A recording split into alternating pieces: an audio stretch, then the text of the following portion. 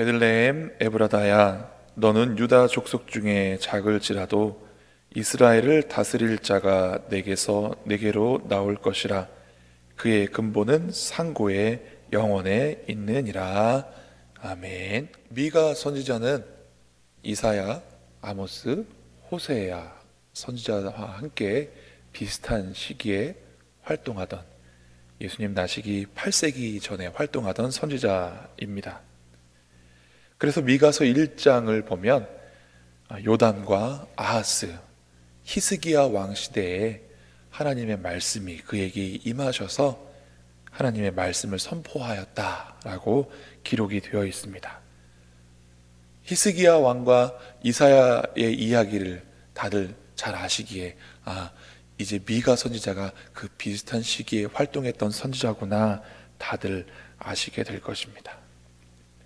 오늘 읽은 말씀은 사실 마태복음 2장 6절에 인용되어 있는 말씀으로 더 유명합니다. 동방 박사들이 별을 따라와서 유대인의 왕으로 나신 이가 어디 계십니까? 라고 예루살렘의 궁전에 가서 묻자 헤롯이 그들을 먼저 보내면서 나중에 나도 경배할 테니 유대의 왕이 난 곳 나중에 알려주십시오 하고는 급하게 대제사장들과 서기관들을 불러 모읍니다. 그리고선 이렇게 묻습니다. 그리스도가 나실 곳이 어디냐? 그러자 그때 대제사장들과 서기관들이 이렇게 말을 합니다. 미가서 5장에 이런 말씀이 있습니다. 물론 그 출처는 밝히진 않지만, 유대 땅 베들레헴아, 너는 유대 고을 중에 가장 작지 아니하도다.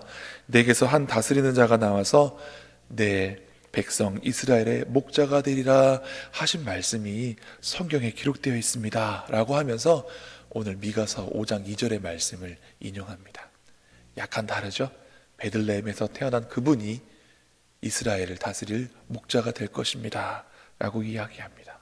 왜냐하면 미가서에서 하나님의 심판이 임하였으나 하나님께서 심판하실 때에 그 남은 자를 보스라의 양떼들처럼 모아줄 것이고, 또 그 메시아가 오셔서 우리의 목자가 되어주신 것 같이 우리를 지켜주실 것입니다. 그러므로 우리가 하나님 앞에 겸손히 행하고 인자를 사랑하고 또 그 말씀대로 하나님과 동행하며 삽시다 라고 한 말씀이 미가서의 말씀이기에 베들레헴에서 나실 그분이 우리의 목자가 되실 것이다 라고 이렇게 헤롯 왕에게 성경학자들이 이야기하게 되는 것입니다. 베들레헴은 당시 유대 땅 같은 유대 지역의 유대 지파 땅에 있는 작은 도시였습니다. 별을 보고 찾아온 동방 박사들도 베들레헴이 아닌 예루살렘에 왔던 이유가 무엇이냐? 예루살렘이 이스라엘의 수도였고 베들레헴은 변방의 작은 마을이었기 때문에 그렇습니다. 이 지명이 갖고 있는 뜻이 히브리어로 집을 뜻하는 벳, 그리고 떡을 뜻하는 레헴이 합쳐져서 생겨진 이름입니다. 야곱이 자다가 하나님을 만난 그곳을 하나님의 집이다 하여서 벳엘, 그래서 집을 뜻하는 벳과 하나님을 뜻하는 엘 합쳐서 벳엘이라고 했던 것처럼 예수님이 나신 그 작은 동네는 떡집을 뜻하는 베들레헴입니다. 우리나라로 치면 방앗간이 있던 동네 이름을 도곡리나 도곡동이라고 부르는 것 같이 이곳이 떡을, 그러니까 방앗간이 이런 것들이 있었던 곡창지대 아니었나, 그런 마을이 아니었나라고 생각이 되어집니다. 하지만 중요한 건 예루살렘처럼 큰 수도가 아니라 변방에 별 볼 일 없는 작은 마을이었다는 것이죠.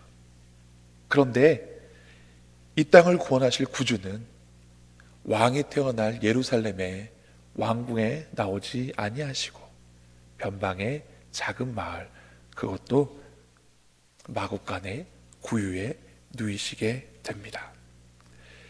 제가 어릴 때 성탄절을 맞이하면서 주일학교에서 연극을 하기로 했습니다. 큰 나무와 작은 나무 이야기였어요. 저는 지금도 그렇지만 그때도 다른 아이들보다 좀 더 크고 뚱뚱했습니다. 선생님께서 오시더니 우리 재위가 큰 나무를 하면 좋겠다. 마음이 기분이 좋았습니다. 와, 내가 큰 나무라고? 연극을 시작했더니 알고 봤더니 큰 나무가 주인공이 아니라 작은 나무가 주인공이었습니다. 연극을 시작하면 작은 나무를 맡은 저희 교회 후배가 저쪽에 있고, 저는 무대 이렇게 한쪽 끝에 큰 나무 이렇게 흉내를 내고 있습니다.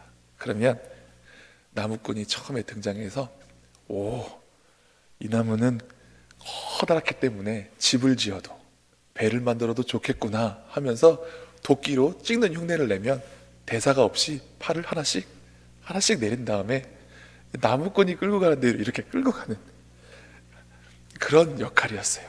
대사가 없었어요. 큰 나무를 해서 좋아했더니 나무 분장을 하고 서 있다가 도끼에 힘없이 찍혀가지고 끌려가는 역할을 했으니 마음이 얼마나 상처가 되겠습니까? 그래서 무대를 내려가서 작은 나무인 후배를 봤습니다. 근데 작은 나무가 대사를 이렇게 얘기해요. 아, 저 큰 나무는 나무꾼의 눈에 띄어서 저렇게 가는데 나는 볼품도 없고 쓸모도 없나 보다. 그렇게 할 때에 나무꾼이 다시 가서, 아, 마침 우리 집 마구간에 구유가 필요한데 이 정도면 쓸만하겠어 하고 그 나무를 베어갑니다. 그리고 그 나무가 이제 웅크리고 앉아서 구유 모양을 하고 있으면 아기 예수님 인형을 갖다 놓고 이제 마리아와 요셉과 동방 박사들이 나와서 예수님의 생일 잔치를 하는 그런 장면이 연출됩니다. 그리고 마지막에 그 작은 나무가 구유가 돼서, 하나님, 제가 이렇게 귀한 아기 예수님을 품을 수 있게 해주셔서 감사합니다, 이런 대사를 해요. 무대 밖에서 저는 처음에 나와서 끌려갔잖아요. 밖에서 보면서, 하나님, 저도 저런 작은 나무 되고 싶어요, 이랬던 마음이 있었던 것 같습니다. 여러분, 하나님 앞에서 크면 얼마나 크겠습니까? 우리가 하나님 앞에서 높아지면 얼마나 높겠습니까? 저 하늘에서 바라보면 작은 점에 지나지 않고, 저 하늘에서 바라보면 낮은 것에 불과한 게 우리 사람의 인생입니다. 크고 작고가 중요한 것이 아니라 그 안에 누가 있느냐, 그 안에 누가 있느냐. 여러분, 비싼 음식 먹고 좋은 집에 살아도 끝에는 하나님이 부르시면 우린 다 천국에 갑니다. 짧은 인생 사는 동안 힘들게 살고 가난하게 살고 없이 살고 어렵게 살고 아프게 살아도 주님이 함께 하시는 게 더 복된 삶인 줄 저는 믿습니다. 우리는 영원한 하나님의 나라에서 기쁨을 누릴 사람들이기 때문에 그렇습니다. 배 아파하거나 부러워할 필요가 없습니다. 우리는 우리 안에 주님을 모시고 살 때 가장 행복하고 기쁘고 즐거운 사람이 되어야 될 줄로 믿습니다. 그래서 사도 바울은 고린도후서 4장에 이렇게 말씀하십니다. 우리가 이 보배를 질그릇에 가졌으니. 보배가 누구일 것 같습니까? 바울이 말하는 보배가 바로 예수님입니다. 그럼 질그릇은 누구일까요? 바로 나입니다. 성경은 말합니다. 하나님은 우리의 토기장이 되어주십니다.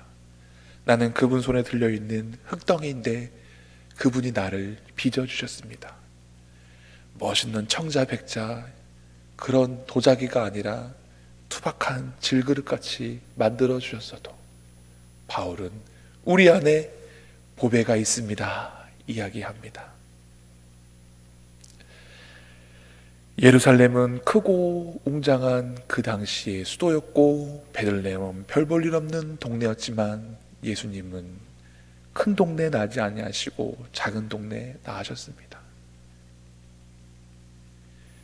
우리는 세상에 유명하고 능력 있는 많은 사람들과 비교했을 때 그냥 평범하고 보잘것없는 사람일지 모르지만 하나님은 낮고 낮은 우리 마음 가운데 아들 예수님 보내주실 줄 믿습니다.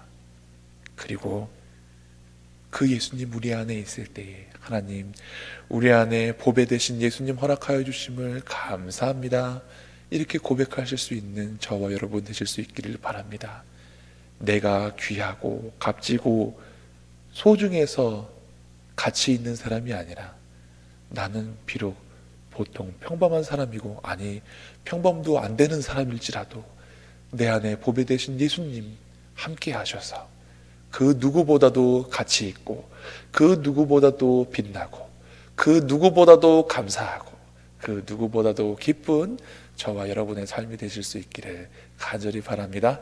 기도하시겠습니다. 하나님, 예루살렘 왕궁에 아기 예수님 나지 아니하시고 변방의 작은 마을 베들레헴 마국간 구유에 예수님 누워주신 이 말씀이 우리에게 얼마나 큰 위로가 되고 힘이 되는지 모릅니다. 하나님, 세상에 크고 높은 자들 부러워할 것이 아니라 하나님의 아들 예수 그리스도, 나에게 가장 귀한 그 보배 되신 주님이 나와 함께 하심을 인하여 기뻐하고 감사하며 감격하고 즐거운 마음을 갖고 살아가는 저희들 되게 하여 주시옵소서.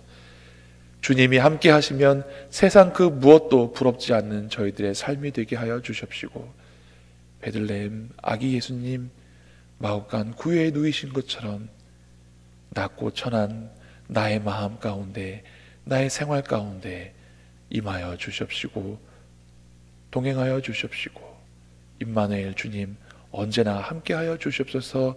믿음으로 고백하며 나아가는 저희들 되게 하여 주시옵소서. 감사드리며 예수님 이름으로 기도드립나이다. 아멘.